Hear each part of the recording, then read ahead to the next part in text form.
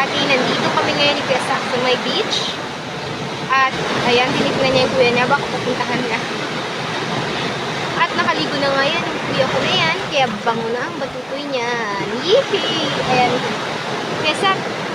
Kuya Sak, di ba nagligo na ikaw? Nakasmile yung baby ko. Uy. Wah. Awa. So, pris ko na yan yung kuya ko na yan. Nalakad na naman kami pa uwi mamaya-maya lang. So, hindi ko alam. Parang iniwanan na kami ng mga kuyas niya. Baka akala nila umuwi kami ni Kuya Sak. Hindi na kami nakita. Nandito kasi kami sa malaking kahoy. Dahil sa bangin. Diyan kami naligo pa rin.